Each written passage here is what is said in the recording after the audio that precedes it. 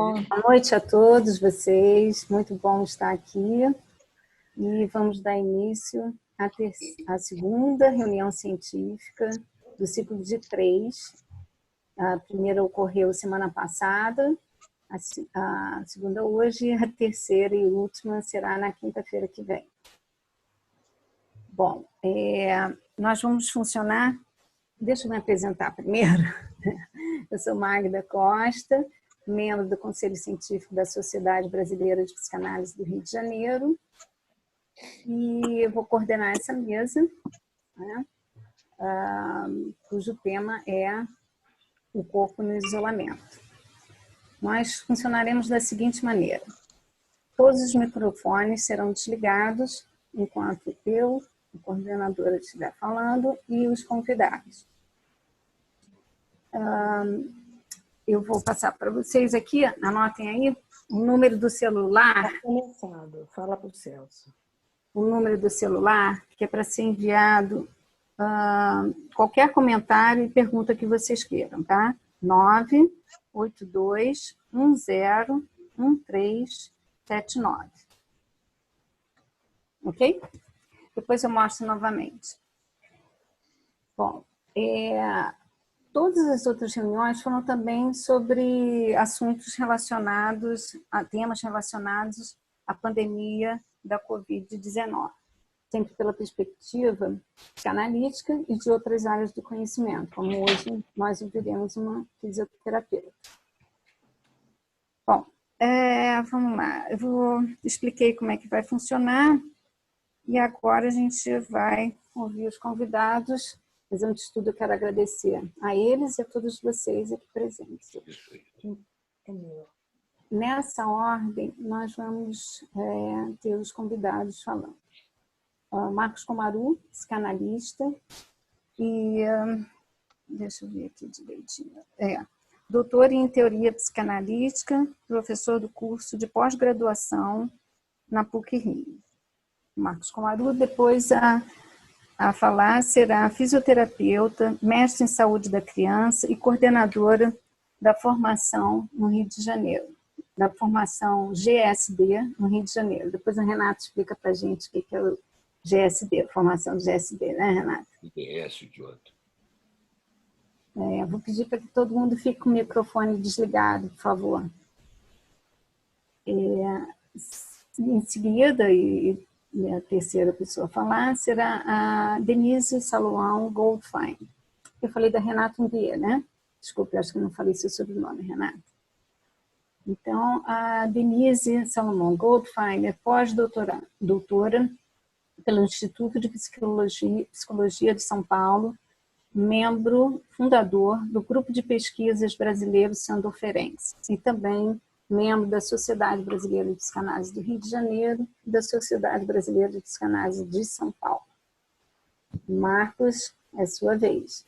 Eles falarão por um curto tempo, tá? E depois nós passaremos as perguntas. Então, enquanto eles estiverem falando, vocês já quiserem enviar as perguntas, comentários, fiquem à vontade. Vamos lá, Marcos, você. Marcos, está me ouvindo? Destravando o microfone. Tá. Bom, então, antes de mais nada, né, eu gostaria de agradecer o convite da Sociedade Brasileira para poder estar essa noite aqui conversando com colegas sobre esse momento tão ímpar que a gente está atravessando. O convite chegou através da Magda, de uma maneira muito afetiva, acolhedora. Nós tivemos várias trocas, né, para pensarmos um pouquinho o alinhamento da fala. Queria agradecer também a Mônica Guiar pela acolhida, por um telefonema generoso e acolhedor para participar aqui essa noite. Bom, quando eu desliguei o telefone com a Magda, logo após o convite, eu fiquei, claro, pensando por que viés eu abordaria esse tema, né, do corpo no isolamento. E, de imediato, uma camada mais direta, imediata mesmo, que me ocorreu, foi a partir da constatação de que essa história do isolamento do corpo produziu, logo no início, a gente não sabia muito bem qual o tempo, no início seriam 15 dias, aí foi se alongando, e conforme foi se alongando, algumas angústias ligadas ao corpo começaram a aparecer. E eu achei interessante usá-las para abrir a noite, porque exatamente o que me chamava a atenção era uma preocupação do que a gente pode chamar de dois registros do corpo. Quer dizer, certamente existem outros, mas eu vou caricaturar dois registros que começaram a aparecer como fonte de preocupação. Um é o registro mais psicanalítico do corpo, o corpo como representação, o corpo ligado ao narcisismo, o corpo libidinal, né? Um corpo unificado, um corpo lapidado para que a sua imagem dê algum contentamento narcísico. Esse corpo que a gente geralmente lapida, cuida, corta os cabelos, malha, depila, começou a sofrer uma certa indagação do tipo, mas não pode ir à academia? Mas por quanto tempo? Mas eu não vou poder fazer atividade ao ar livre? Mas poder cortar o cabelo? Não, mas tem que fazer depilação. Mas e o calo do meu pé? Enfim, e unha, e quem pinta o cabelo, e o cabelo branco? Eu achei muito interessante já essas falas absolutamente cotidianas, quase que banais, mas elas já expressavam uma tensão entre duas dimensões do corpo, que eu acho interessante, né, da gente reportar, que é o corpo carne, o corpo unha, o corpo órgão, o corpo pelo, o corpo cabelo, e esse corpo já narcisado, mais lapidado, que serve de uma imagem, de um contentamento, e que a gente sabe que, na atualidade, ele é hiperinflacionado, né? Um pouco em detrimento da palavra, da fala, da interioridade, né? Desse sujeito mais interiorizado, porque cheio de desejos, que nem as paredes ele confessa, e esses desejos, nem as paredes confessáveis, entrariam em conflito com valores interditos, né? Que produziriam um sujeito conflituado. A gente sabe que, nas últimas décadas, esse sujeito vem perdendo um pouco o cenário para esse sujeito um pouco que tem no corpo o seu bem supremo. Nessa rápida, sabe, mapeamento que eu estou começando a fazer, é interessante que nesse inflacionamento do corpo como imagem, representação, bem supremo, os ideais de saúde, performance, a gente sabe que a ideia de saúde foi ficando indexada à ideia de beleza. Claro que uma pessoa que corre o calçadão de Copacabana de segunda a sexta-feira dificilmente fala que é porque está querendo ficar bonita, está querendo ficar linda. Não, é por causa da minha saúde. E às vezes é engraçado, está com problema no pé, está com problema no joelho, está com problema no ombro, não, mas é por causa da saúde, né? Então é interessante como saúde e beleza fizeram um casamento, às vezes, engraçado, mas assim ia, até que a pandemia exatamente impôs uma cisão nisso que eu queria abordar. Que fala assim, para a sua saúde, você tem que ficar em casa. Para a sua saúde, você não pode, sei lá, ir fazer sua ginástica. Para a sua saúde, você não vai poder ir ao cabeleireiro. Aliás, para a sua saúde, não é bom uma dieta muito restritiva, porque vai baixar a sua imunidade. Então, essa cisão, ela vem sendo, claro, metabolizada por cada sujeito, de acordo com o seu repertório, com os seus sintomas, né? Mas eu acho interessante essa dimensão, tá? Da saúde ligado, né? A beleza como estava até então e como essa situação da pandemia implicou uma cisão nisso que a gente está acompanhando caso a caso, como coadunar uma saúde que implica, volta e meia, um comprometimento dessa imagem narcísica. Esse foi o primeiro ponto que me ocorreu assim que eu desliguei com a Magda e que me levou a refletir sobre uma outra vertente aí, freudiana, vou voltar lá, 1929, do mal-estar na cultura, que é uma reflexão que o Freud faz quando ele está discutindo, meu Deus, mas por que é tão difícil ser feliz? Por que o sentido existencial ligado à felicidade não é tão exequível, não é tão direto? No seio dessa interrogação, inclusive aparecem dois momentos do texto, né? No capítulo 2 e na abertura do capítulo 3. Ele vai dizer, olha, a felicidade tem, no campo do humano, 3 fontes bastante consideráveis. Eu lembrei disso porque exatamente uma das fontes é o corpo. Ele diz o corpo, né? Exatamente pela sua fragilidade, pela sua condenação à dissolução, a uma certa decadência, nem gosto de falar assim, uma certa decrepitude, ele é uma fonte inexorável de sofrimento. E, além do mais, e esse ponto interessa por conta da pandemia, ele fala o corpo é o palco da angústia. Ele faz lá em 1930 essa referência, essa matriz somática da angústia, que é muito importante no momento desse corpo isolado, porque essa matriz somática da angústia tem como sintomas, eu até listei, vou ler rapidamente, porque interessa que os sintomas da matriz somática da angústia remetem diretamente aos sintomas da Covid. Por quê? Porque na matriz somática da angústia, o Freud coloca distúrbios de atividade cardíaca, distúrbios respiratórios, E aí haja oxímetro para a gente achar no mercado, porque ninguém acha oxímetro, porque seria uma tentativa, né, de fazer um diagnóstico diferencial entre o que é a minha angústia, onde o ar falta, e uma angústia de uma oxigenação que eu posso medir no oxímetro, acessos de suor, calafrios. Calafrios é o sintoma da Covid. Tremores, fome devoradora. Eu estou trancado em casa, estou com fome, eu vou engordar. E começa essa história que a gente está vivendo. Acessos de diarreia, vertigem locomotora. Ele até cita a congestão, a sensação de estufamento, de que eu não comi quase nada, não estou estufado, não estou me sentindo bem. Ele coloca náusea, uma necessidade frequente de urinar.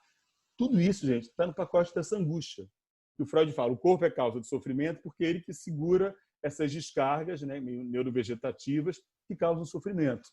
Então, não bastasse o corpo ter esse potencial, ele, na atualidade, encontra na Covid uma associação direta com esses sintomas que são da angústia. E o diagnóstico diferencial não é nada fácil. Outro dia mesmo tive uma situação que a pessoa acabou levando a mãe ao hospital porque insistência em sintomas dessa ordem. O médico, não, deve ser nervosismo, tenta acalmar, ou dá, né, alguma coisa para relaxar. Mas a insistência da queixa faz levar ao hospital, faz milhões de exames, graças a Deus está tudo ok. É um diagnóstico diferencial difícil, né?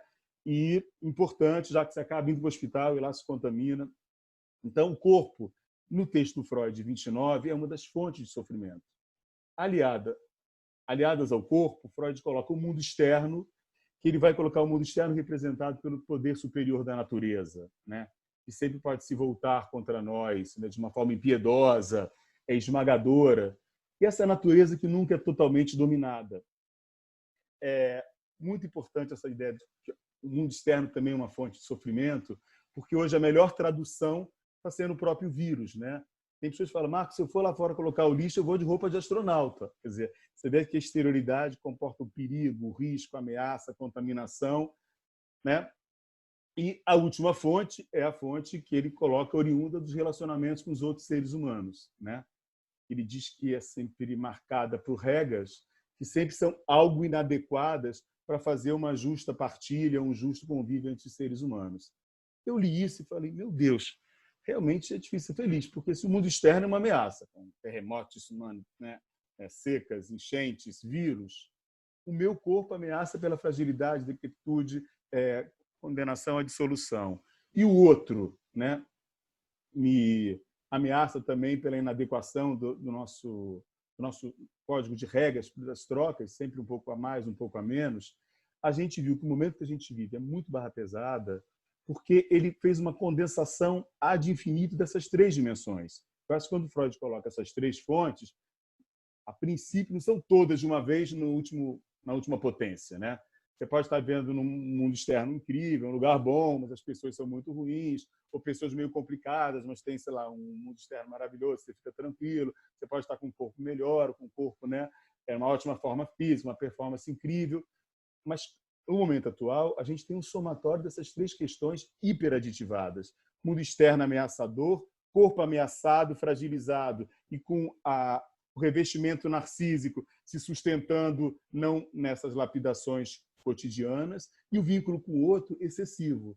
A gente tem ou o hiperconvívio com quem mora com a gente, ou a saudade, a falta, né, a nostalgia das pessoas que a gente adora e estão longe porque ameaçadoras se tornaram. Então, eu fiquei pensando nessa história, falei, é complexa essa dimensão das fontes do mal-estar. E o momento atual remete a isso. O que a gente pode dizer que tem um estatuto traumático realmente em jogo, né? E as neuroses traumáticas do Freud acabam sendo desdobramentos lá dos anos 20 daquilo que eu estava dizendo há pouco, dessa angústia corporal que ele articula com neuroses atuais, que são neuroses, até o nome fala atual, com causas contemporâneas, que não são psiconeuroses, que remetem à infância, né, a recalque, a defesas psíquicas. Não vamos entrar nessa questão, mas as neuroses atuais da angústia, né, corporal e as neuroses traumáticas têm uma relação direta e que faz sentido a gente pensar o corpo na atualidade como esse corpo ameaçado, esse corpo angustiado, mas ele também pode estar fatigado. O Freud fala da neurastenia, esgotado, sem energia, né, cansado, que seria uma outra vertente da neurose atual, ou mesmo o corpo da hipocondria, que ele trata. A ideia de estou doente. Então, as neuroses atuais, a gente não vai entrar em psicopatologia agora, mas que dizem mais do corpo e das representações, dos conflitos e do recalque, elas têm servido para a gente entender esse corpo angustiado, que tem dado muita queixa com relação à bebida, droga e violência. Porque as três formas, o mesmo medicamento, seriam formas de drenar esse excesso que eu não consigo significar, não sei bem do que, essa indefinição também me angustia, ou um corpo neurastênico, exaurido, cansado, que não sai de casa, mas se sente esgotado, ou o corpo perseguido com órgãos que poderiam estar dando sinais de doença. Isso posto, eu fiquei pensando no que o Freud coloca. Olha, o reconhecimento dessas três dimensões, corpo, mundo externo e outro, não é um reconhecimento que deve causar um efeito paralisante. Que bom que ele alerta, porque facilmente ele causaria. Quando eu penso, falo, gente, é uma coisa melancólica. Mas ele fala, esse reconhecimento, ao invés de nos paralisar, pelo contrário, eles são, na verdade, como ele diz, índices, são direções para as nossas atividades. A gente deve guiar as nossas atividades levando em conta essas três dimensões que exigem um trabalho psíquico, que exigem uma elaboração. Quer dizer, e eu fiquei pensando, como é que é essa direção calcada no reconhecimento dessas três barras pesadas? E eu estava pensando, obviamente, é importante para a clínica hoje, né, no manejo dos pacientes que sofrem, porque ele diz, eu pensei, é uma direção não calcada nas idealizações. A idealização de um outro complementar, de um corpo maravilhoso, de um mundo externo absolutamente agradável, produz uma vida muito difícil, porque o corpo não é tão maravilhoso, o outro não é tão complementar, e o mundo externo tem as suas mazelas. Então, acho interessante essa relação que Freud fala, relativize os seus ideais, né? Reconheça as impossibilidades, que essa é a direção, né? E aí eu estava brincando com o conceito de pulsão. Então, esse reconhecimento seria, na verdade, o reconhecimento dos três como exigência de trabalho feitamente, né? Esse alerta quase do trabalho que viver dá. E, atualmente, a gente tem encontrado isso demais, né?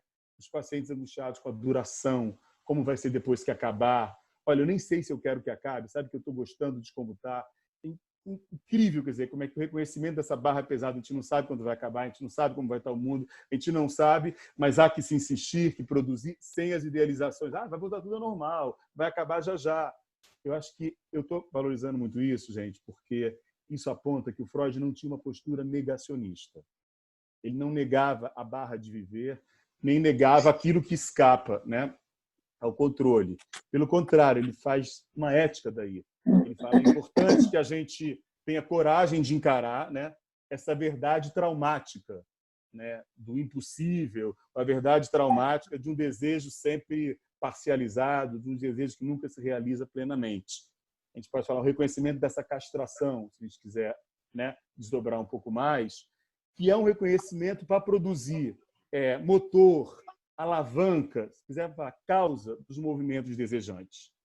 Estou falando isso, já estou na direção de terminar, claro que é muita coisa, mas quando eu li o Freud falando do corpo, do mundo externo, do outro, como, né, fonte de sofrimento, reconheça isso, mas não paralise, pelo contrário, vá avante, né, sem essas idealizações, é possível uma criação de um mundo possível, apesar dos furos e dos rateios. Eu me lembrei de um alerta que o filósofo coreano Shu Han faz no livro dele, que está super estudado, na Sociedade do Cansaço, que ele fala assim, olha aqui, gente, para a gente entender esse número excessivo de depressivos, a gente não pode separar de que esse número absurdo de depressivos se faz num contexto social marcado pela pressão pelo desempenho. E pior nem é a pressão pelo desempenho, que o Churran fala. Essa história da depressão, ela é fruto de uma sociedade que tem como lema muito perverso, que a gente tem que ter cuidado com ele. O lema é: nada é impossível. Essa negação das impossibilidades, tudo é possível, basta você querer, basta você correr atrás, você vai conseguir.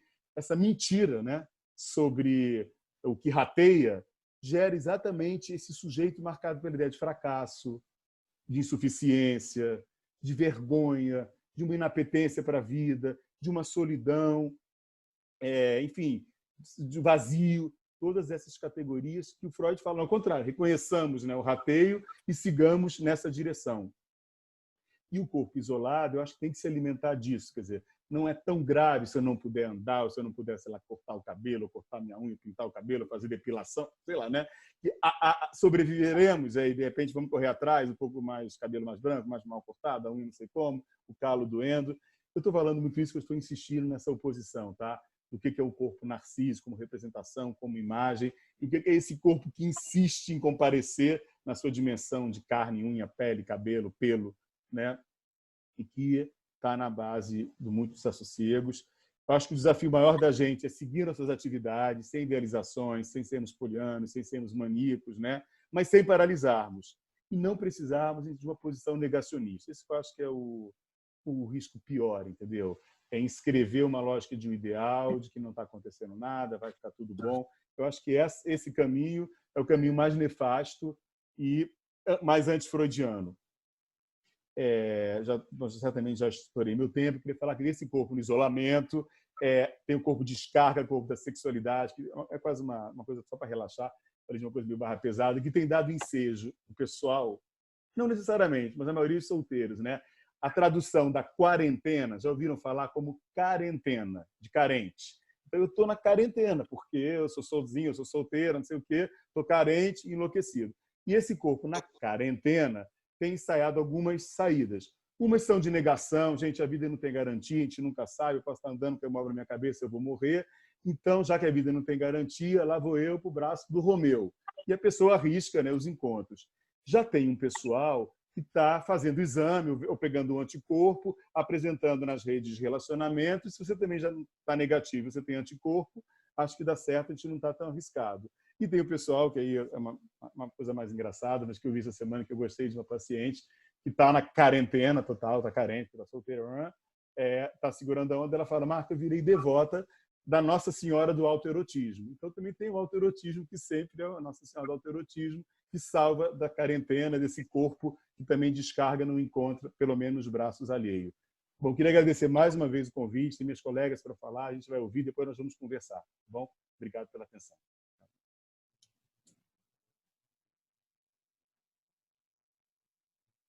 Obrigada, Marcos. Olha, ele se empolgou, hein, Marcos? Está ótimo. Eu tenho que fazer uma correção aqui sobre o WhatsApp para vocês mandarem as perguntas. É esse daqui. Deixa eu ver se dá para ver direito. Dá para ver direito? É 987937777. 4 7 no final. Ok? Bom, agora a gente vai ouvir a Renata, fisioterapeuta, e seu ponto de vista aí sobre o corpo no isolamento, né, Renata? Vamos lá. Obrigada, Magda. Obrigada, Mônica Aguiar, pelo convite. Fiquei muito honrada de ser um pouco estranho no ninho aqui, né? Fisioterapeuta. A gente tem, né, um tempo curto para expor, a ideia é essa, né? Um tempo curto para expor algumas ideias, para depois fomentar um debate, uma discussão. Então, o que eu pensei foi de trazer pontos, temas, tópicos, né? Porque, na verdade, a gente pode observar esse fenômeno do corpo no isolamento sob diversos pontos de vista. Então, o que eu queria era um pouco levantar esses pontos de vista para que a gente possa depois escolher os caminhos que a gente vai percorrer. E eu não estou conhecendo agora o Marcos, e a gente não combinou nada, mas eu acho que o que eu pensei de trazer e que estou pretendendo levantar aqui vai dialogar de uma forma bem fluida com várias coisas que ele colocou.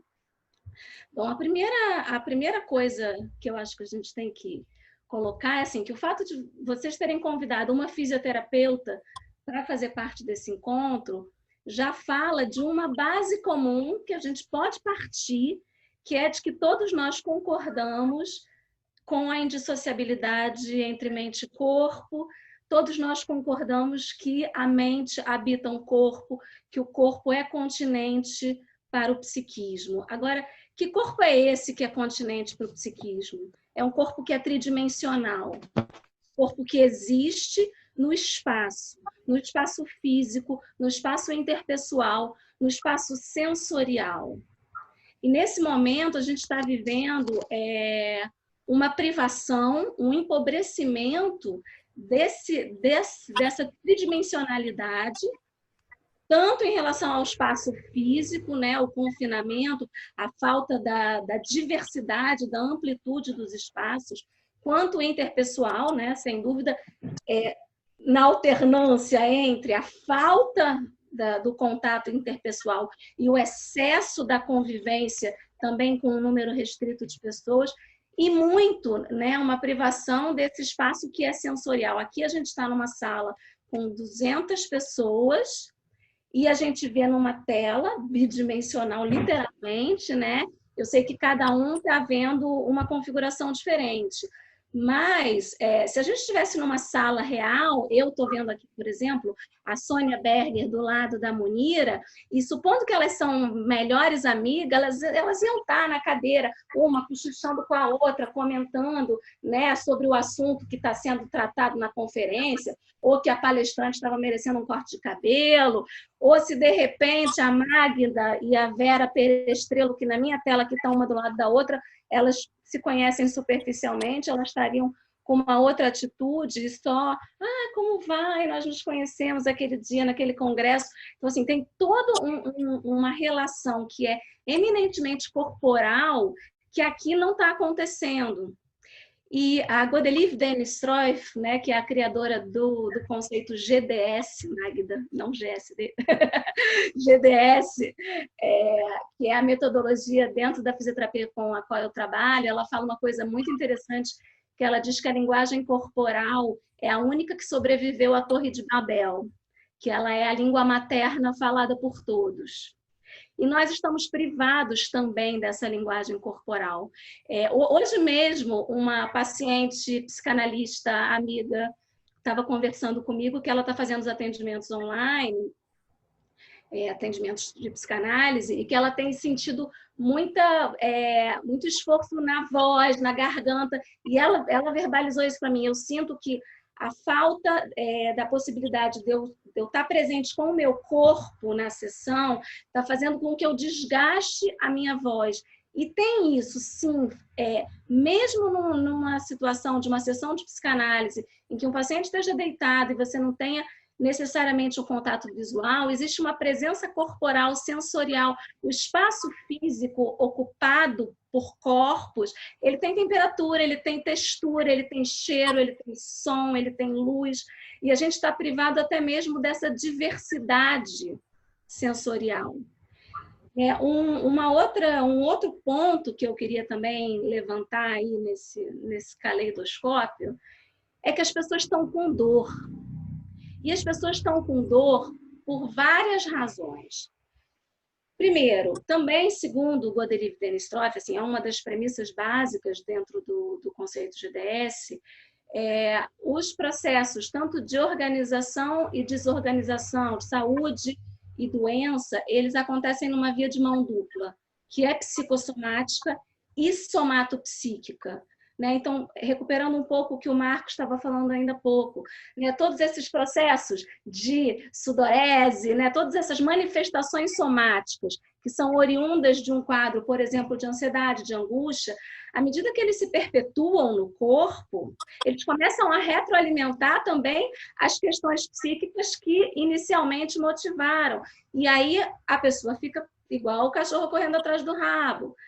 Você não consegue, mesmo que você esteja tratando de um aspecto, você não resolve porque ele está sendo permanentemente retroalimentado.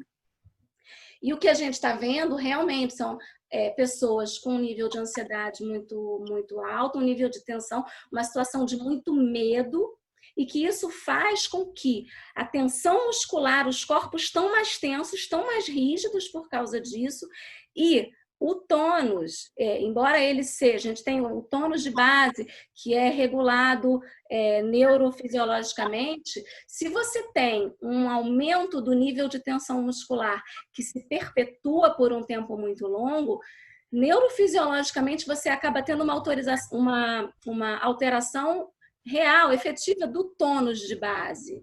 E isso faz com que a gente se vulnerabilize, a gente se fragilize, porque você passa a funcionar num outro padrão de contração muscular e aí qualquer esforço a mais pode resultar numa situação de lesão.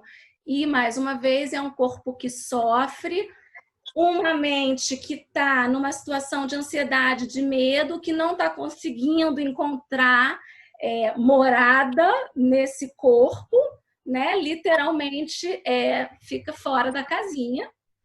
E, enfim, e é um corpo que começa a sofrer por causa também de todas essas alterações. E a gente começa a ouvir as pessoas dizendo que estão com dor porque passou aspirador.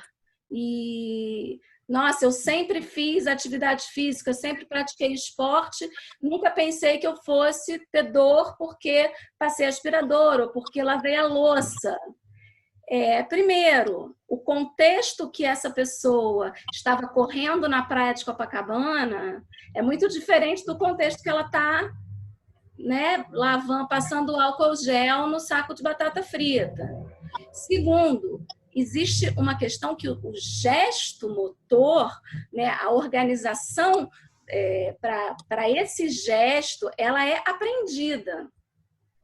Então, o fato de você ser um exímio nadador não significa que você vai dançar balé ou que você vai jogar vôlei. E do mesmo jeito, por mais pilates que você faça, a aprendizagem motora desenvolvida no pilates não te prepara para passar aspirador, sobretudo quando você está num estado de muita tensão.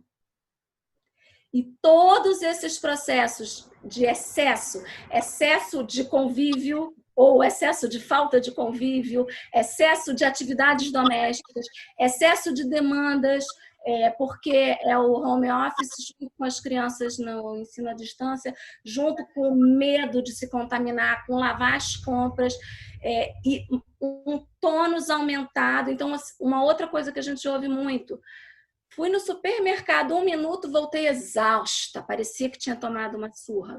Lógico, se você já está com tônus aumentado, você já está funcionando no repouso com um nível de esforço maior. Então, qualquer esforço a mais vai significar uma exaustão, vai significar um desgaste muito maior. Além disso, a gente está vendo as pessoas com dor porque existe esse dogma do não posso ficar parado. Quarentena, estou em casa, então eu não posso ficar parado, eu preciso fazer exercício.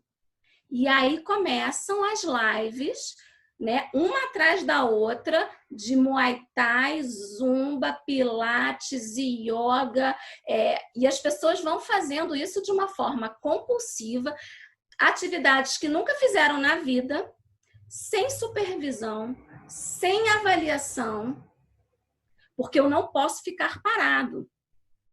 Eu até, Marcos, eu vi uma palestra sua no YouTube esses dias, em que você falava dos vizinhos, o paciente seu que reclamava dos vizinhos que estavam fazendo polichinelo no andar de cima. As pessoas estão enlouquecidas, fazendo atividade física de uma forma absolutamente anárquica. Alguns não, alguns estão com o seu personal trainer, o seu professor de pilates, fazendo a coisa de uma forma muito orientada, mas eu tenho observado muita gente fazendo a atividade física de uma forma completamente enlouquecida e, às vezes, até numa passagem muito abrupta do sedentarismo para essa hiperatividade, porque antes da quarentena não tinha tempo de fazer atividade física, né? Não tinha tempo de ir na academia ou de caminhar, e aí, de repente, está em casa o dia inteiro, vamos fazer todas as lives da Bodytech Online. Né? Então, a gente tem e assim, o que está acontecendo é que eu voltei a atender no consultório, toda paramentada, porque as pessoas estão com muita dor. Nem sei se eu já estou estourando o tempo, Mais 2 minutos. que é o último aspecto que eu queria trazer assim para levantar é que ainda assim o método, né, GDS, que é o método que eu trabalho, ele parte do princípio que a nossa atitude postural, a nossa organização corporal, o nosso modo de funcionamento, ele é influenciado diretamente, determinantemente pelos aspectos psicocomportamentais, socioculturais, enfim, tem todo esse universo que vai contribuir para que eu me apresente corporalmente, né, o corpo como minha ferramenta de expressão no mundo, e que é influenciado por todos esses fatores. E a gente, dentro do conceito, a gente identifica o que nós chamamos de tipologias, que são tipologias arquetípicas, entre aspas, mas que, enfim, que a gente pode chamar de modos de funcionamento, de características de personalidade ligadas a atitudes posturais. Eu não quero entrar demais nessa história, mas aonde eu estou querendo chegar aqui é que o que a gente observa é que pessoas diferentes, com modos de funcionamento diferentes, elas vão ter uma interação diferente com essa situação da quarentena. Né? Pessoas que já têm um modo de funcionamento mais voltado para um centramento, para uma atitude mais introspectiva, introvertida, menos necessidade dos espaços externos, sobretudo num primeiro momento, ficaram bem felizes com o isolamento. Não precisar sair de casa, não precisar colocar minha cara no mundo, estar em contato com as pessoas, ser obrigada a ficar lendo, assistindo Netflix, só com a minha família ali no ninho, curtindo. Para muita gente isso foi maravilhoso. Enquanto que para outras pessoas com mais necessidade de ocupar o espaço, de estar em comunicação, em relação com as outras pessoas, o dia 2 da quarentena já era intolerável. Né? Então, a gente pensar também que, ok, 2 meses e meio, acho que para todo mundo meio que já deu. Mas, para algumas pessoas, isso é uma fonte de verdadeiro desespero, e para outras, nem tanto, levam a coisa mais tranquilamente. Isso tudo dentro de uma escala do saudável. Não estou falando dos extremos que a gente já colocaria como patológicos. Dentro aqui ainda de uma faixa do saudável, a gente também tem que levar em consideração que pessoas com modos de funcionamento diferentes vão interagir com essa situação de maneiras diferentes. Bom, eu levantei aí os assuntos, eu acho que depois, na hora do debate, a gente vai poder escolher que fios a gente vai puxar para continuar costurando. Obrigada. Renata, muito obrigada. Desculpe pela troca aí nas iniciais, inclusive uma colega perguntou o que significavam as iniciais e uma outra colega já respondeu no chat, tá? O significado das iniciais GDS. Obrigada, Renata, foi ótimo. Acabei de ver aqui, a Ana Rached respondeu, a Ana é fisioterapeuta também e trabalha com GDS. Que bom. Outras pessoas. Obrigada. Então, agora vamos ouvir Denise Salomão Goldfein, psicanalista também da Brasileira do Rio, Brasileira de São Paulo.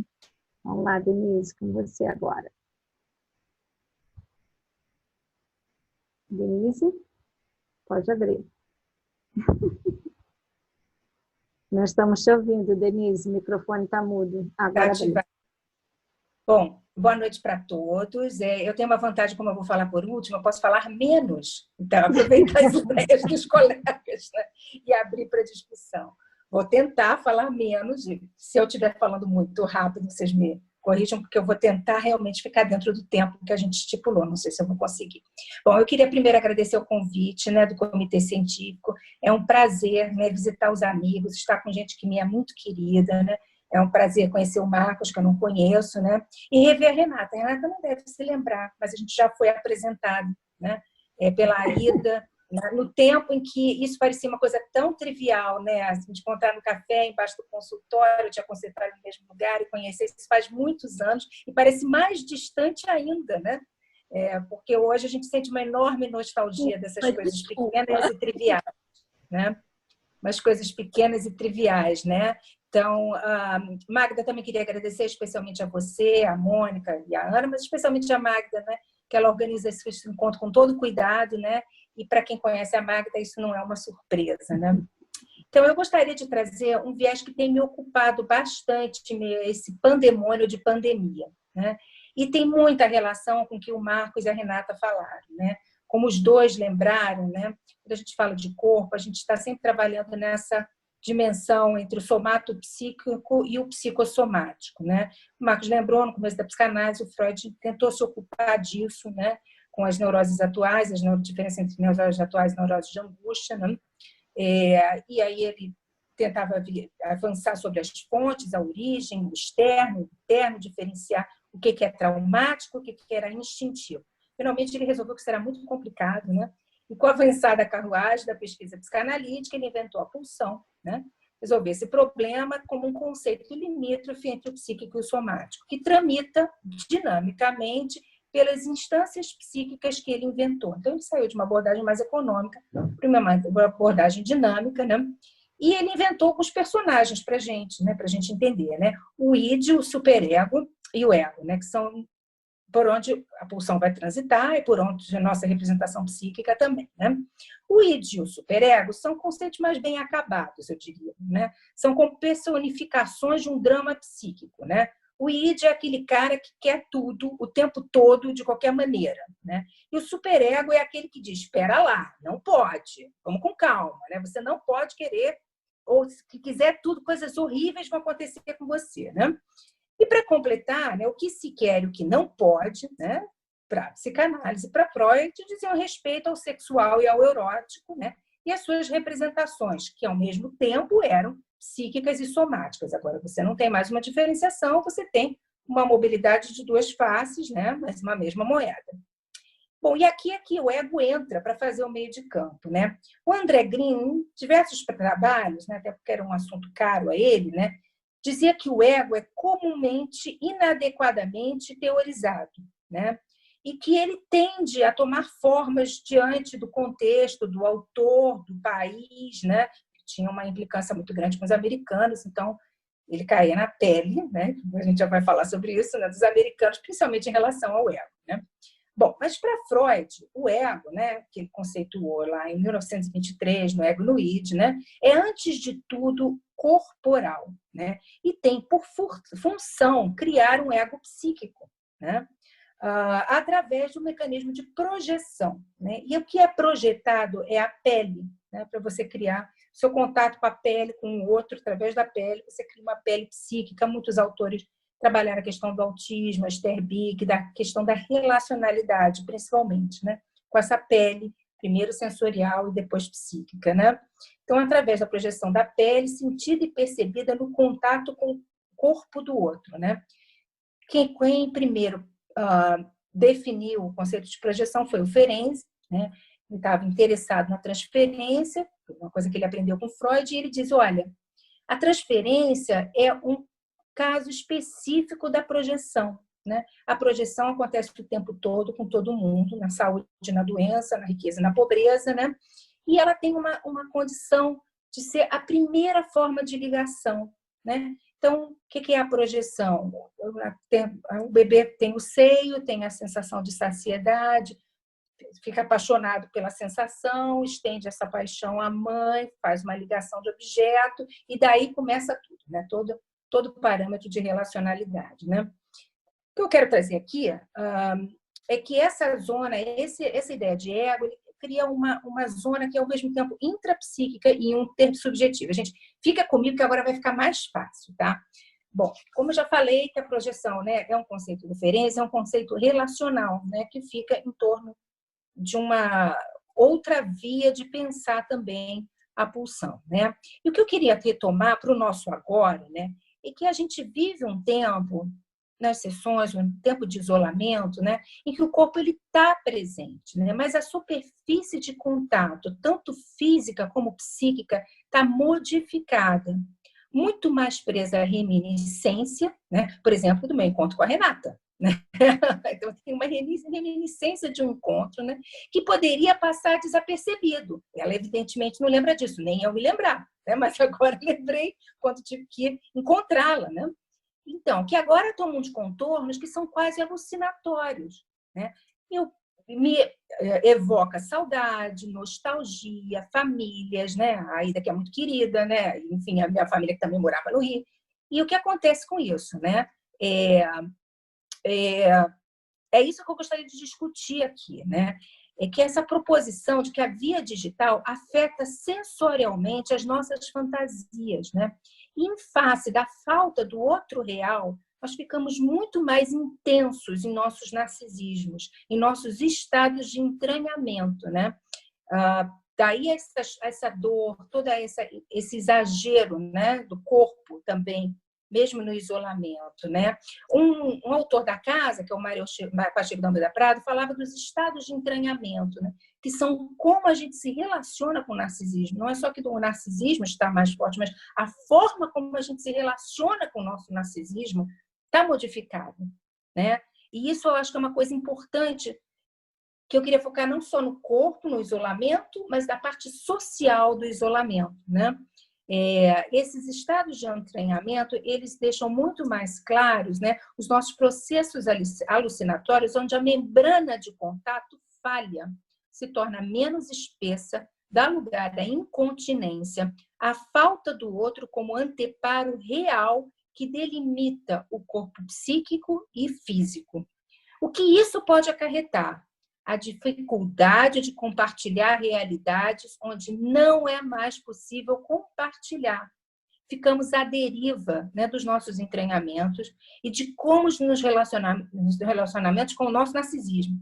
E aí, é isso que eu queria estabelecer, proliferam, né, sem anteparos, as polarizações, o pensamento religioso, né, e as fake news. Eu acho que as fake news também tem uma relação com essa falta de corpo, e, na verdade, é uma diminuição do senso de realidade, porque a gente não tem um anteparo do outro. Eu espero não ter complicado demais, adoraria ouvir os colegas sobre isso, né? Então, muito obrigada, eu vou parar por aqui.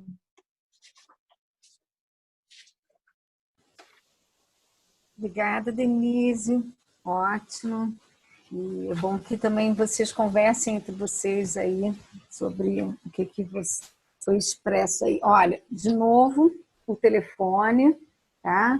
Para enviarem as perguntas e comentários, mesmo que não dê para a gente responder, eles comentarem tudo, todos os comentários e perguntas, dúvidas, a gente fica com eles aí para registrá-los para depois encaminhar para vocês, tá?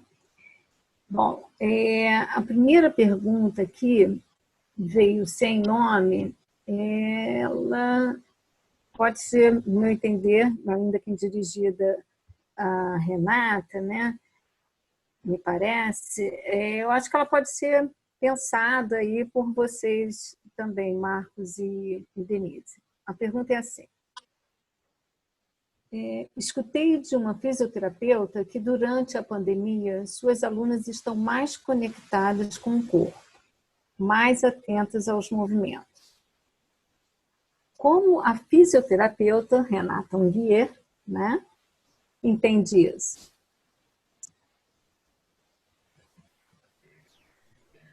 Olha, eu acho assim, em primeiro lugar, é muito complicado nesse momento a gente fazer qualquer tipo de generalização.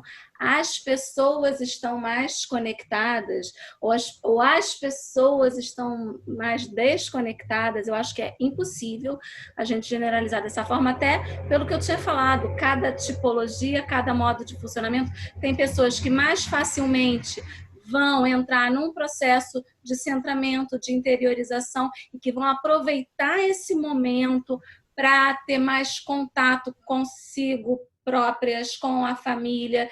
E essas alunas, elas talvez possam estar dentro desse contexto. Outras pessoas estão cada vez mais desconectadas, até por causa desse fazer hiperativo, anárquico, né? Que eu estava descrevendo. Então, assim, acho que não tem como a gente generalizar nesse sentido, mas acho sim que muitas pessoas podem estar mais conectadas, até por estarem se permitindo esse momento de pausa, esse momento de estar no corpo, de estar na casa e na casa corpo. Eu acho que é um processo que está efetivamente acontecendo para muitas pessoas, mas que pode estar sendo exatamente o inverso para outras. Não sei se Denise e Marcos querem trazer alguma coisa nesse sentido. Querem comentar alguma coisa? Não sei se eu respondi também. Denise, você está no mudo. E não sou eu que me calo, não. Alguém está me calando aqui. Nosso eficiente mesmo, Daniel, ele está super cuidadoso com os microfones. Não, eu acho que a Renata já respondeu muito bem. Não tenho nada a completar. Marcos, quer dizer alguma coisa aí? Não, eu acho que do ponto de vista da questão colocada, o que a psicanálise pode ajudar, claro, sempre marcando a singularidade, como cada um reage, é que como Freud entende que a gente tem, né, um quanto de investimento, uma libido, né, que ora está alocada no ego, ora está alocada nos objetos externos. Uma situação como essa pode ter, para algumas pessoas, realmente um desinvestimento da realidade, é que você não pode sair, você não pode trabalhar, não sei o quê, e uma concentração radical no ego, no narcisismo, que eu acho que era o que a pergunta contemplava. Ele até fala, a pessoa, quando fica doente, retira toda a libido do mundo externo, deixa de amar para ficar, enfim, cuidando um pouco, tentando manter a estruturação do ego narcísica, né? Ele até fala que a pessoa com dor de dente vira o dente, o investimento vai todo para si.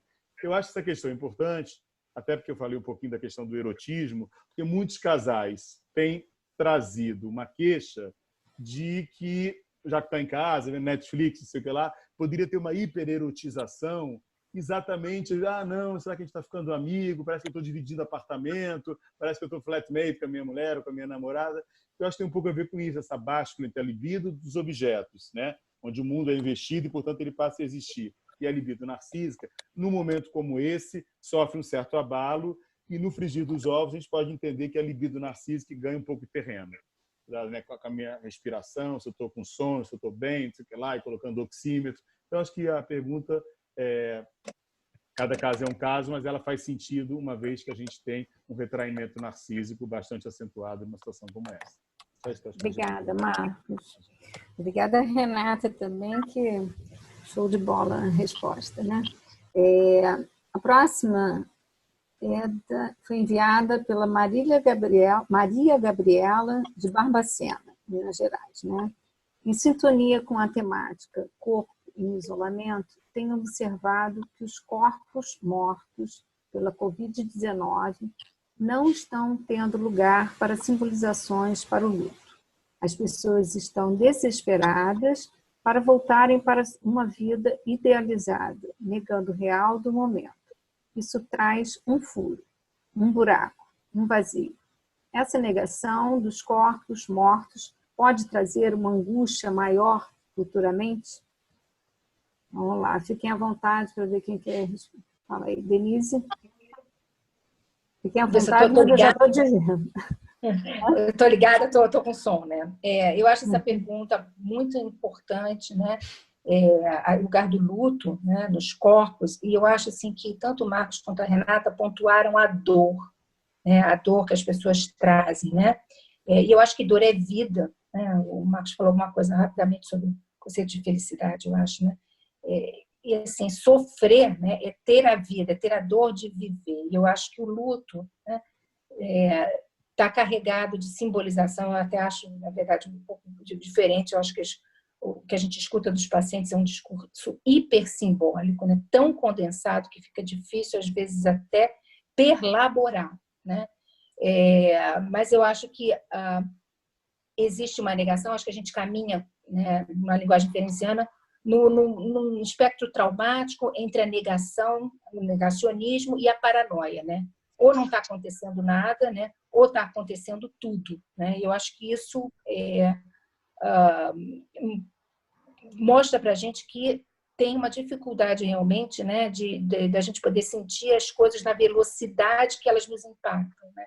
A velocidade é uma outra coisa da vida digital, muda muito, que isso eu acho que não vai mudar. Eu acho que a gente está ficando mais consciente de que isso já vinha mudando, né?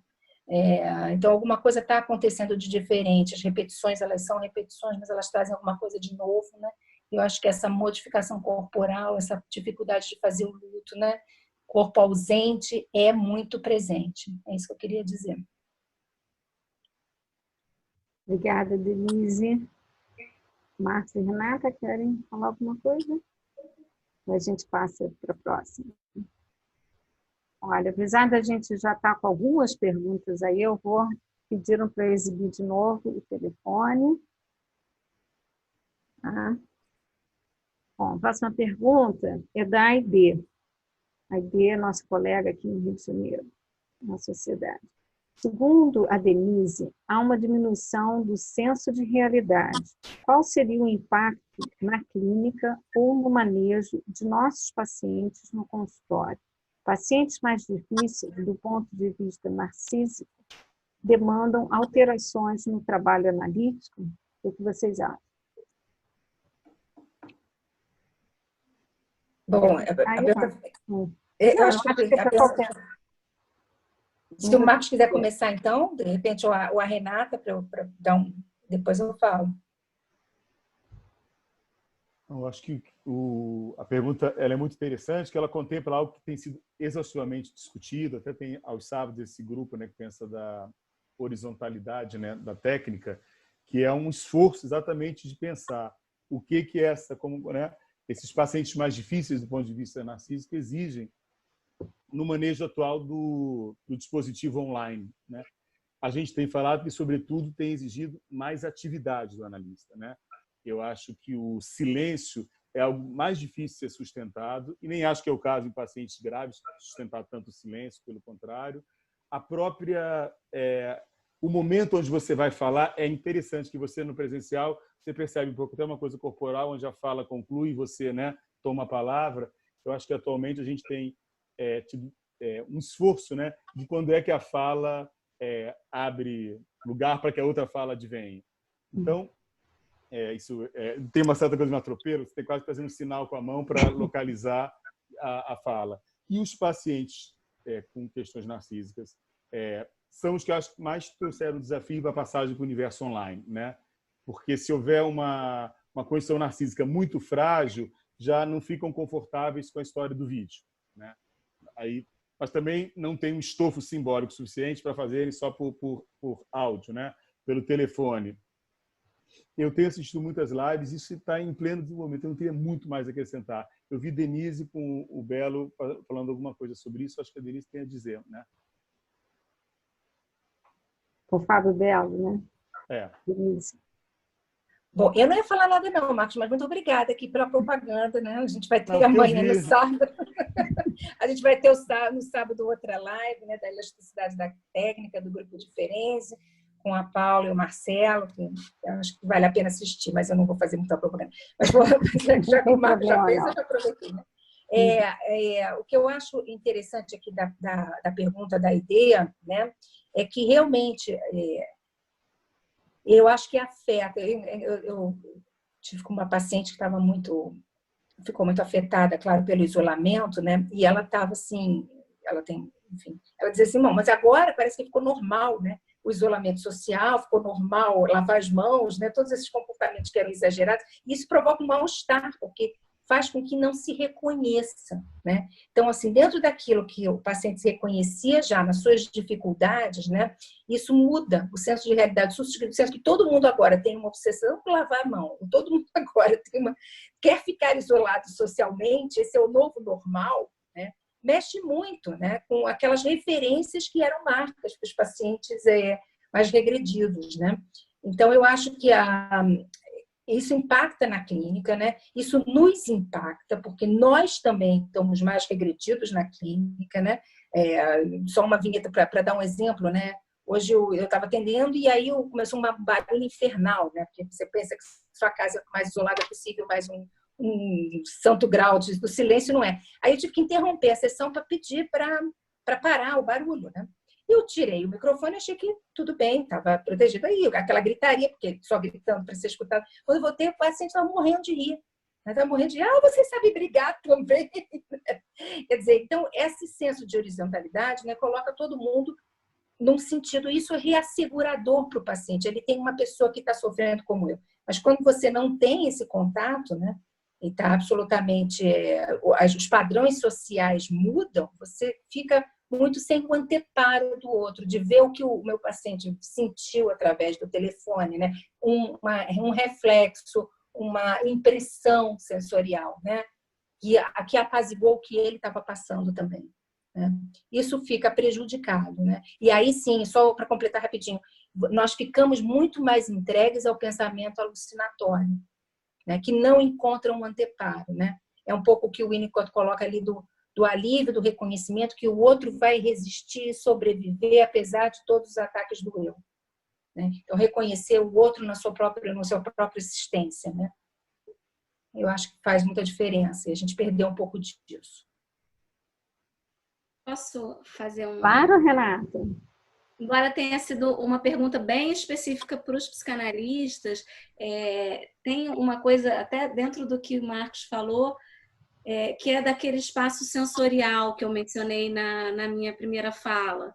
Né? O espaço físico, quando você está com o paciente no mesmo espaço físico, existe um espaço sensorial que funciona quase como um tecido conjuntivo, né? De textura, de respiração, e é uma mudança de posição na cadeira, e que faz um barulho, e que tem, às vezes, né, um suspiro, e tem toda uma textura, uma temperatura, uma atmosfera que é um elemento unificador ali naquela relação, seja com o teu paciente de psicanálise, seja com o meu paciente de fisioterapia, seja com qualquer tipo de relação interpessoal, que eu acho que aí sim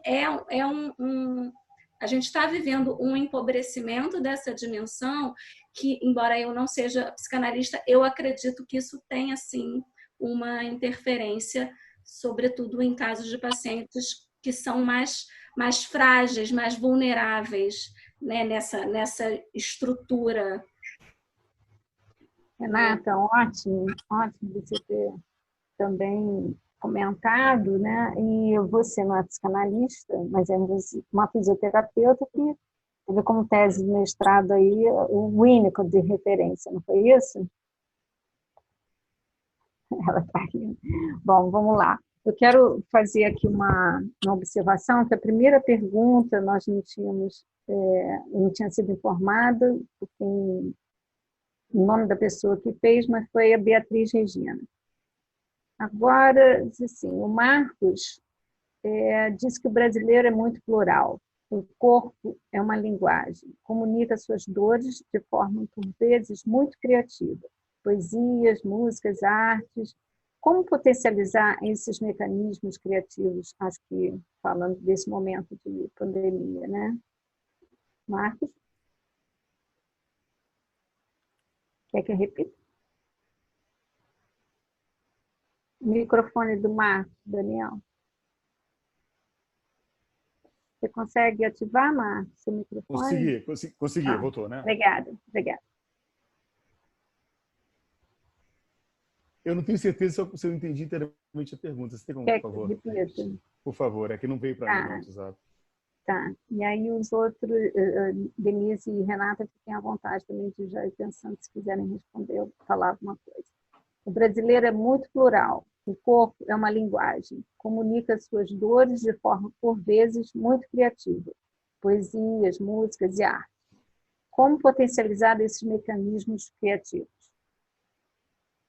Pois é, essa pergunta saber responder plenamente seria uma fórmula mágica praticamente. Vou tentar, né? Eu acho que essa questão acaba sendo uma questão boa para pensar a relação entre a falta, né? Quer dizer, o trauma, a dificuldade, como impelente, né, engendrando produções, ou como causa, né, de desistências, né, melancolizações ou depressões. Então, claro que do ponto de vista da psicanálise, quer dizer, o desejo do analista, o seu interesse pelo que o paciente fala, a ideia de que o desdobramento, mesmo que às vezes ele, não, eu penso, mas não é tão importante porque eu estou falando, né, é uma coisa pequena. Eu acho que essa adição de crédito, de importância, né, de que haja produção, é por onde eu entendo que a gente pode aditivar isso, né? Que o Cazuza falava transformar o tédio em melodia. Isso é uma direção de cura para a gente, né? A Bossa Nova dizia: saudade fez um samba em seu lugar, né? É que às vezes é muito difícil fazer um samba, né, na saudade, né? Mas eu acho que o analista, por isso que, né, a gente pensa muito que o analista é importante que seja uma pessoa conectada com a cultura, né, com a produção, com as artes, porque é exatamente onde você pode, isso é uma das definições, né, não definição acadêmica, mas é uma definição criativa da sublimação, que diz que seria colocar alguma coisa no lugar de coisa alguma. Colocar alguma coisa, e aí pode ser uma poesia, pode ser um samba, pode ser uma pintura, pode ser, né, um texto, no lugar de coisa alguma. Agora, essa autorização, esse processo de subjetivação, que onde tem coisa alguma, eu coloque alguma coisa e diga presente, eu acho que, inclusive, é um pouco a direção de cura da psicanálise, né? Como fazer aí é uma singularidade absoluta, talvez eu não consiga desdobrar. Mas essa ideia da falta ser produtora de melodia, como dizem os poetas, né, é uma onda na qual o analista deve surfar. Eu acho que o incentivo à fala, quero te ouvir, vamos falar disso, desdobre, mas como é que foi isso? Não quero saber sim, é por onde eu consigo contemplar isso que você perguntou de uma maneira muito interessante. Renata. Diga aí, Renata. Eu queria falar sobre essa história de que o brasileiro é plural e o brasileiro se comunica com o corpo. Na verdade, todo o corpo se comunica independente da nacionalidade. E um corpo rígido e contido, ele é tão eloquente na expressão dele quanto um corpo italiano, né? Porque essa rigidez e essa contenção, ela está comunicando também um estado emocional, um modo de funcionamento, etc., tanto quanto um corpo que se move livremente, assim, que nem eu movo, enfim.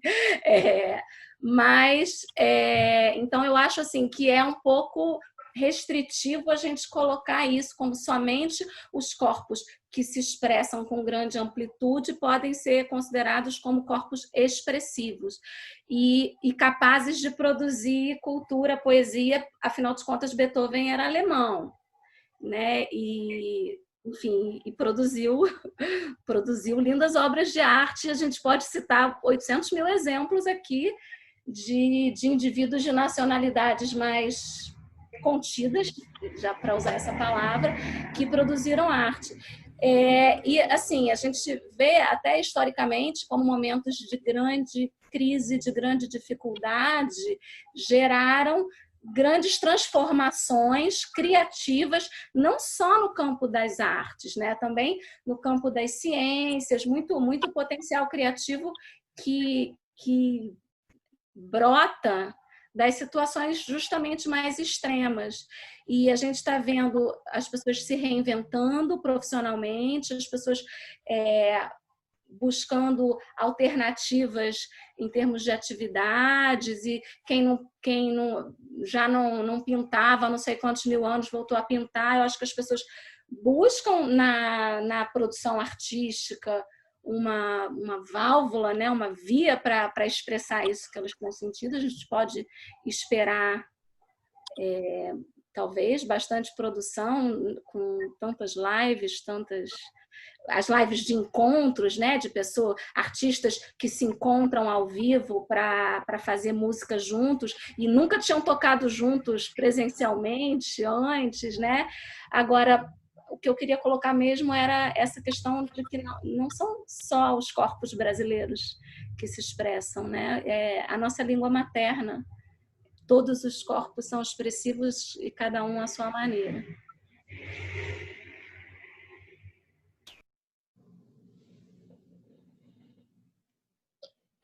Nós só queria completar, né, que eu achei que as colocações ótimas, né, que a gente está tendo que ser hiper criativo e hiper vigilante ao mesmo tempo, né?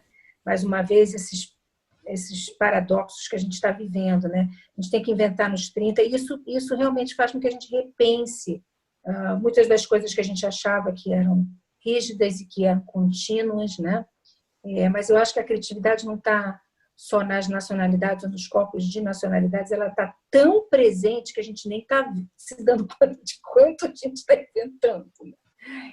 E o que vai ficar disso a gente não sabe. Então, mais uma vez, eu só queria realmente pensar essa questão do corpo como um parâmetro, como uma contenção, como uma pele, né?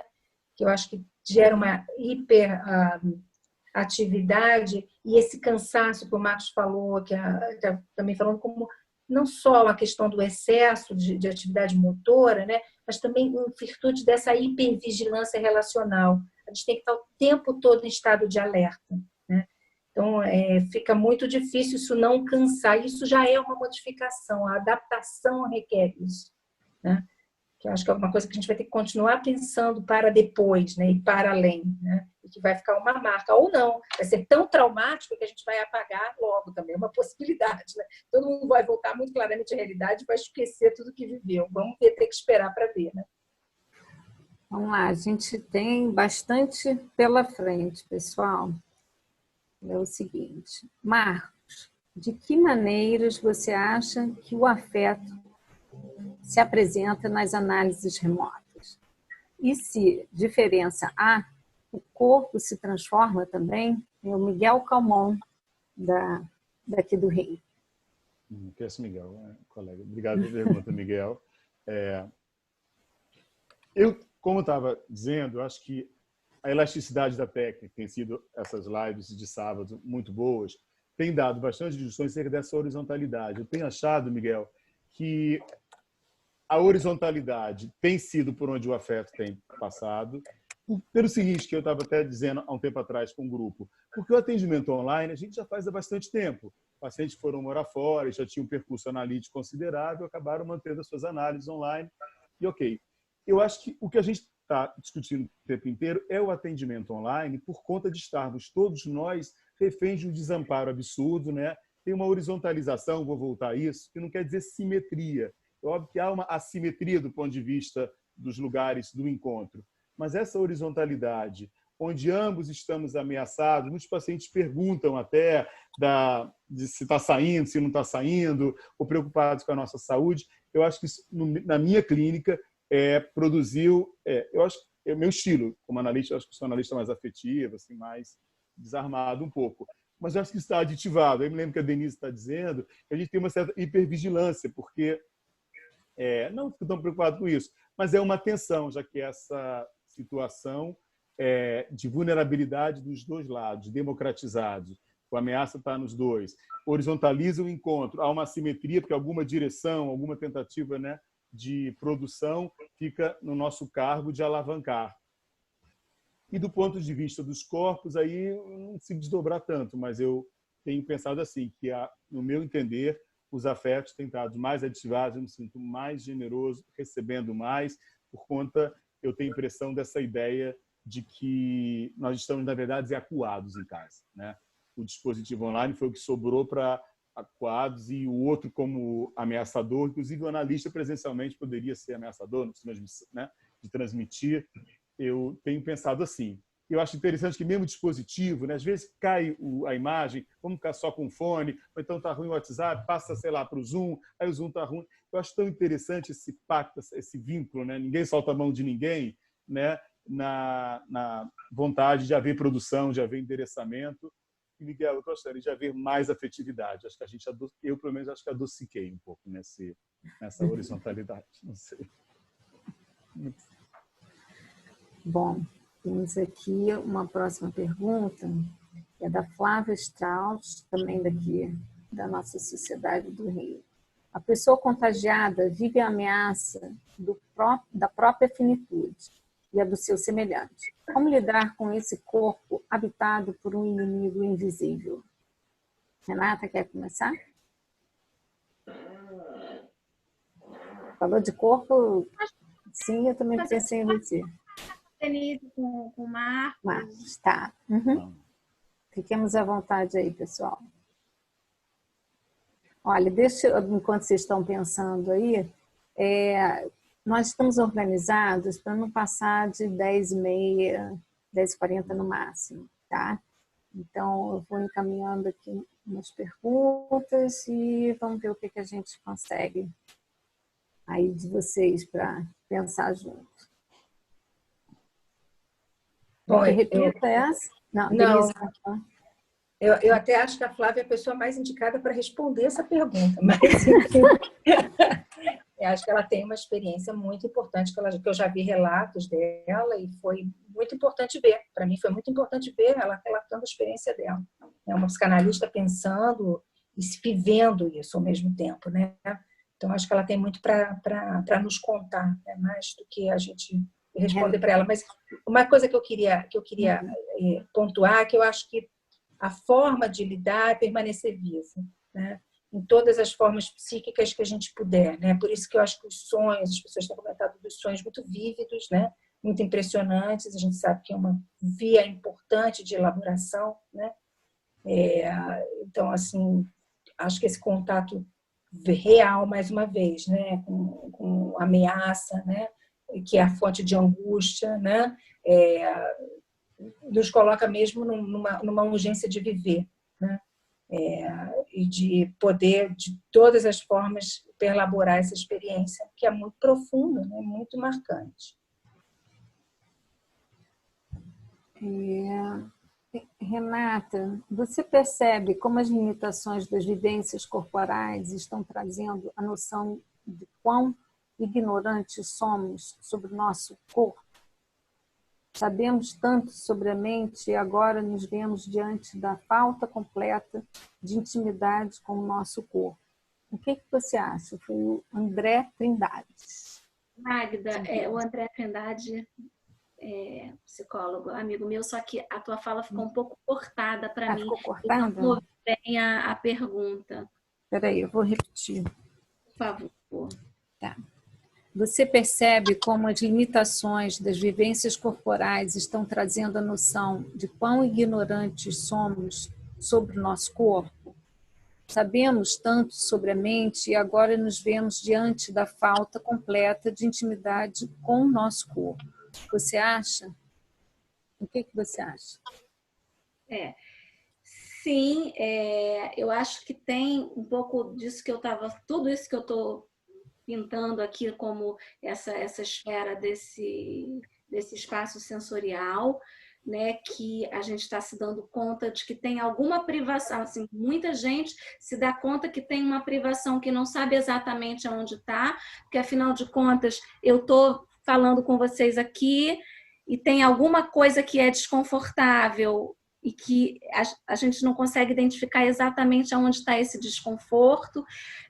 Da mesma maneira, tudo isso que a gente está vivenciando de máscara e lava a mão e se veste de astronauta, são desconfortos corporais, é uma falta, sim, de consciência do gesto, do movimento, que se traduz nesses mal-estares, nas tarefas domésticas, que a gente, de repente, se depara com coisas triviais e cotidianas, que a gente descobre que a gente não sabe fazer, ou faz mal, ou fica com dor quando faz. Então, assim, e tem uma série de ausências, eu acho que é muito mais uma percepção de uma falta que a gente não sabia que sentia, se eu posso dizer dessa maneira, né? Porque todo mundo fala, estou sentindo falta do abraço. Né? O abraço, ele traz uma sensação corporal de contenção, de segurança, de acolhimento, de estrutura, e que a gente não sabia que a gente precisava tanto assim dele, né? E agora a falta desse abraço, desse toque, desse universo sensorial, ele traz uma consciência de algo que a gente sempre precisou, mas não percebia porque estava disponível. Eu não sei se é muito por aí, André, que você estava querendo que eu desenvolvesse.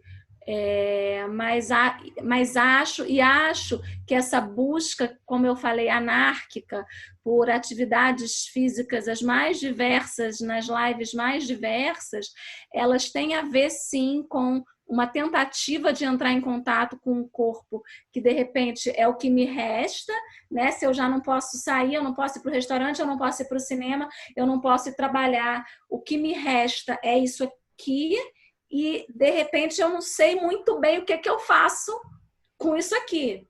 E aí eu vou buscar alternativas para tentar descobrir o manual de instruções para esse corpo, que eu não tinha, que funcionava sem manual, porque estava inserido num contexto tridimensional, como eu estava falando, de um espaço físico, interpessoal e sensorial que fluía, né? Que muitas vezes não fluía tão bem, e daí, por isso, as pessoas vêm parar no meu consultório, no consultório de vocês, né? Quando tem os descompassos, as faltas, né? Os empobrecimentos da consciência, do corpo e dos processos psíquicos que vão levando aos quadros patológicos que vão se manifestar no corpo, na mente, nos dois, e muito, sim, na maioria das vezes, nos dois. Eu tenho um caso muito, assim, sem querer me estender muito. Uma psicanalista me encaminhou uma paciente uma vez, em que ela me falou que ela aproveitou que a paciente se queixou de uma dor no quadril para me encaminhar, mas porque, na verdade, o processo analítico dela estava na superficialidade, ela não aprofundava e ela achava que tinha alguma coisa no corpo. Essa paciente veio para mim e, na hora que a gente começou a mexer nesse quadril, nessa pelve que estava cheia de bloqueios, etc., a psicanalista me referiu que o processo analítico começou a aprofundar. Eu acho que são experiências radicais de contato com o corpo que elas aparecem quando elas já se manifestam como falta, uma ausência. Então, talvez, por isso, até voltando naquela primeira pergunta, as pessoas estão se sentindo mais conectadas com o corpo, talvez elas estejam sendo obrigadas a prestar mais atenção num corpo que é o que está ali evidente. Mas não necessariamente isso passa, dependendo da pessoa, né, por um processo de tomada de consciência de fato. Não sei se eu respondi, se eu fui clara o suficiente. Está ótimo, está ótimo. Vamos lá. Olha, outra pergunta, e a Luísa que enviou. Ela pediu para que vocês comentassem a ideia de que uma das dimensões desse corpo em quarentena é um corpo que pode ser uma fonte de contaminação em potencial, que vai se redimensionar nas relações com o outro. Marcos, você topa começar? O microfone está aberto? Tá. Está aberto o microfone? Tá. Essa pergunta ela é muito importante porque tem sido bem difícil essa questão, né? Porque ela implica em pensar em qual o estatuto, qual o lugar que o outro tem para cada sujeito.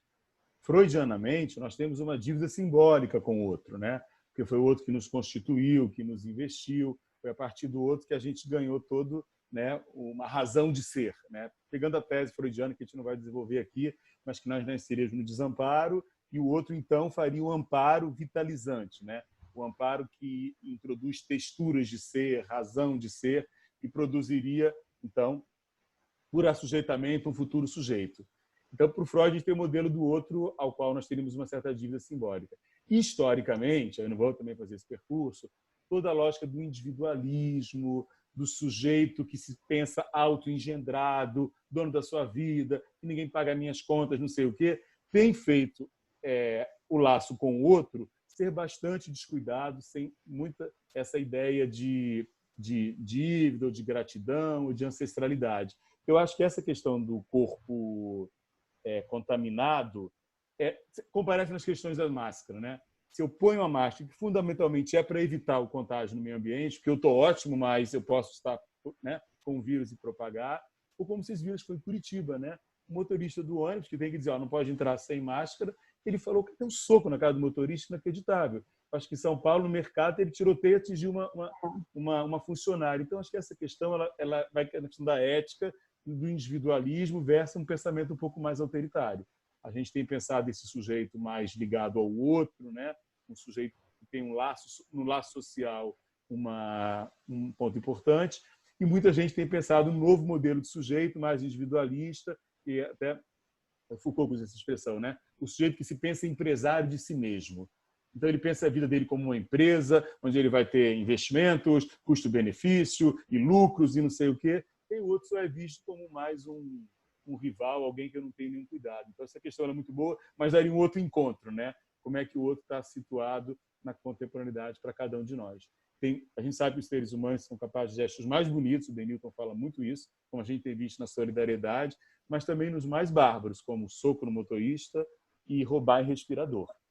É o mesmo ser humano. Aí é o estatuto do outro que está em jogo, né? Então, isso aí é uma ótima questão. Denise, quer comentar um pouquinho? Eu queria lembrar por uma outra via aqui o eixo traumático, né, que o Ferenczi traz, que o outro que tem que cuidar é também quem pode traumatizar. Então, acho que se materializa uma fantasia, né? O corpo do outro vai sempre contaminar e contagiar, né? É estrutural, inclusive, para que isso aconteça. Mas quando a gente começa, a fantasia fica por demasiado real, né? Ela realmente se instaura como um trauma, né? Como um excesso que a gente não dá conta. Então, essa ideia que é insuportável, né? A contaminação, ela é muito real, ela acontece, né? E qual é a medida em que ela vai ou trazer, né, o cuidado, ou trazer o dano, é isso que eu acho que, mais uma vez, a gente se encontra nesse terreno do traumático que a pandemia traz e que fica todo mundo, então, tentando, de novo, encontrar esse senso, né, de realidade comum. Que eu estou vivendo, né? O Marcos falou que ele está mais horizontalidade. A horizontalidade é importante porque tem esse cheque, né? A gente está o tempo todo checando, né? Mas você está vivendo o que eu estou vivendo, mas você está me ouvindo, mas você está... Porque a gente tem uma necessidade de saber que o corpo do outro está lá também, né? Então, eu acho que é importantíssimo essa pergunta. Bom, a gente está se aproximando aí do final, mas tem uma pergunta aqui que... deixa eu ver quem fez. Tânia, ela diz assim: o jovem tem grande intimidade com a comunicação virtual. Vocês acham que serão grandemente impactados com o isolamento, uma vez que ampliam o que há de bem confortável para eles? Deu para entender? Eu achei essa pergunta muito interessante, porque então, vai lá. Eu acho que tem uma inversão aqui, né? O que eu vejo com jovens, na verdade, eles estão bem mais confortáveis e, de uma certa forma, eles não têm aquele impasse, né? Que os pais, os adultos ficam, larga o celular, larga o computador, larga tudo, né? Quer dizer, então, ele tem que começar a conviver que isso é o novo normal, né? Então, na verdade, a gente experimenta. É claro que não dá para generalizar, cada caso é um caso, né? Mas há uma mudança muito importante acontecendo nas escolas, né? Com o atendimento, com o ensino à distância. As escolas estão criando umas coisas. Eu vi outro dia a escola estava criando para a criança um espaço, olha que nome para uma criança, um espaço de encontro socioafetivo. Então, a criança me relatou que tinha uma aula de encontro socioafetivo. Então, eu acho que o jovem ele tem sempre a usar isso. Eu acho que amplia o nosso contato com isso. Talvez o nosso entendimento de como isso é para o jovem, talvez a gente não pudesse entender de outra forma, né? Marcos? Ok. Eu queria falar só para acrescentar que tem um aspecto, sem dúvida, de que eles estão mais à vontade nesse mundo virtual e tudo, mas tem assim uma questão de que o jovem, a criança em geral, ele é mais adaptável, né? A gente vai envelhecendo, a gente vai ficando mais rígido nos nossos comportamentos, nas nossas crenças. Então, eu acho que tem um fator de uma maior adaptabilidade que é inerente ao jovem, mesmo que a questão não fosse o meio digital, a tecnologia, mas assim, é um fato de que eles sentem falta também, o adolescente, sobretudo, e eu tenho visto isso mais até com as meninas, sem querer levantar nenhuma questão de gênero aqui, mas o tititi das meninas de se encontrar, que elas têm assim, muitas vezes mais essa coisa de dormir uma na casa da outra, várias, que elas estão sentindo muita falta dessa presença física, mais até do que eu percebo dos meninos, o que eu observo com os pacientes, também porque eu tenho um filho adolescente, então com ele e com o círculo dele, eles, por um lado, bem à vontade com a história do ensino à distância, com essas demandas, para eles é mais tranquilo do que para os mais velhos, mas eu acho que tem também esse fator de que eles são mais adaptáveis às mudanças e às situações do que quando a gente vai ficando mais velho. Ok. Denise, tem uma direcionada aqui para você, e aí a gente vai encerrar. Eu gostaria que todo mundo ficasse até o final, porque eu quero fazer uma propaganda da quinta-feira que vem, tá? Denise, você poderia falar um pouco mais sobre a relação da ausência presencial dos corpos com as fake news? Miguel Calmon. Quero agradecer demais essa pergunta, porque eu achei que não tinha ficado. Eu acho que é uma coisa tão importante para a gente pensar, né? A contribuição que eu trago com o pensamento do Ferenczi porque o Ferenczi transforma um pouco o trauma numa questão social, além da sexual, né? Não é só uma questão de intensidade, mas tem uma questão também da qualidade desse encontro. E eu acho que a gente precisa pegar essa oportunidade que, enfim, ocorreu de uma forma muito enviesada, mas que fez com que todos os psicanalistas ficassem, então, reféns dessa vida digital, para pensar um pouquinho que contribuição a gente pode dar para isso, porque é um momento muito precário, né? O Bion, que é um psicanalista, um autor que eu gosto, ele costumava sempre, várias vezes, dizer: olha, mas eu sou o início da nossa ciência, né? A psicanálise tem só 200 anos, o que é isso, né, comparado com o desenvolvimento da humanidade? É uma ideia que o Ferenczi também traz. Então, assim, a vida digital é muito ainda infantil, né? Por isso que a gente vê esses afetos, essas coisas. E a gente precisa pensar mais sobre isso, porque isso está afetando as nossas formas de conviver socialmente, né? E eu acho que essa falta da experiência do corpo do outro como anteparo, como reconhecimento, né? De que eu não estou sozinho, que existe um outro no seu direito, né? De viver, né? Que é uma ideia do reconhecimento, enfim, da filosofia alemã, né? E eu acho que essa questão de não ter esse corpo, dessa falta dessa corporeidade, de estar muito na tela, alucinando todas aquelas ideias, quer dizer, eu sei o que está acontecendo no mundo porque eu vi na internet. Eu vi uma notícia na internet, aquilo chegou para mim, caiu no meu colo, né? O que é isso? Como é que a gente toma isso como verdade? Como é que a gente se arraiga? Que pensamento infantil, que afeto infantil potente é esse que nos invade, que transforma as eleições no mundo inteiro? Não é só aqui, não, né? Comunicação digital, as eleições têm sido ganhas por comunicações de WhatsApp, porque parece próximo, algo que é muito longe, distante. Então, é da ordem do alucinatório, né? Então, era isso que eu queria trazer. Agradeço muito quem fez essa pergunta, que me deu essa oportunidade de tentar explicar mais um pouquinho essa ideia. Foi Miguel Calmon, Denise. Obrigada, Miguel. Bom, eu vou fazer uma propaganda antes de vocês, botar a palavra para vocês três, tá? Quinta-feira que vem, então, vai ser a última do nosso ciclo de 3 reuniões científicas com temas relacionados à Covid-19. Então, nós teremos semana que vem o tema O que nos aguarda? O que nos aguarda vai ser comentado pelo filósofo Pedro Duarte, pela psicanalista Ruth Cohen e pelo psicanalista Wilson Amendoeira. Tá? Então, vamos lá.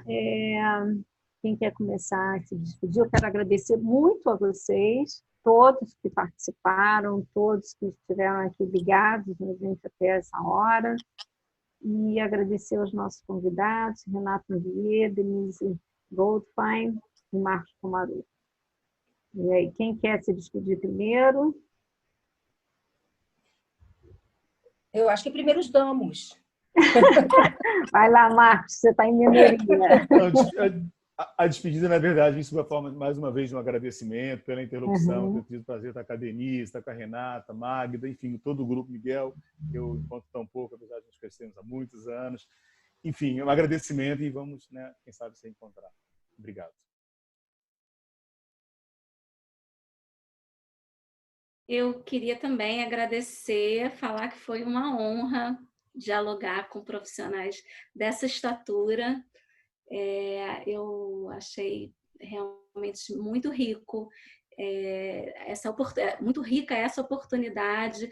A gente tinha uma maioria de psicanalistas aqui também assistindo, mas vários fisioterapeutas. Eu acho que essa comunicação entre as nossas disciplinas ela precisa ser intensificada.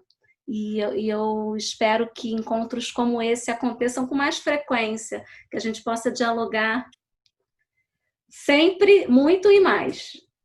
Muito obrigada.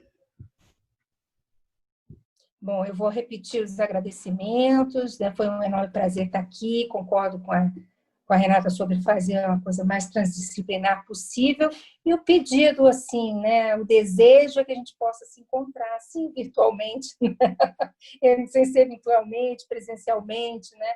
Em algum outro momento, e dar continuidade a questões que são muito importantes. Uma das coisas, só brevemente, que me passou para a cabeça, assim, é uma responsabilidade tão grande falar alguma coisa do que está acontecendo agora, né? Porque a gente sabe que isso vai ser ainda tão repensado, modificado, trabalhado, né? De outras formas, né? Então, é muito importante a gente ter esse contato e poder trocar, né? E não ficar tão sozinho, né? Muito obrigada a todos.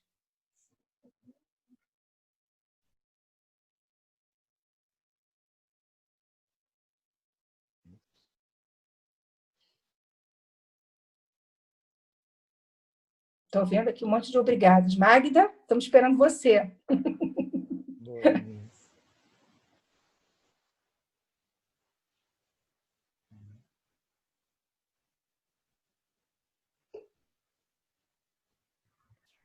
Abriu?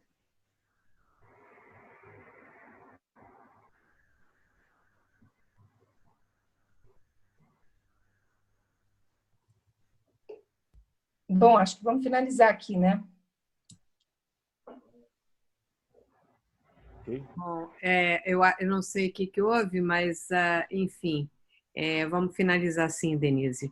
Eu queria agradecer por parte do Conselho Científico, de todos nós, da Sociedade Brasileira de Psicanálise do Rio de Janeiro, pelas excelentes participações de vocês e da plateia, que também mandou perguntas interessantes e que deram chance a vocês explanarem ainda mais. Então, eu acho que foi uma noite proveitosa e aguardamos vocês todos na próxima quinta, então. Muito obrigada mesmo. Beijo para todos. Tchau, gente. Tchau. Até logo. Tchau. Tchau. Beijo para vocês.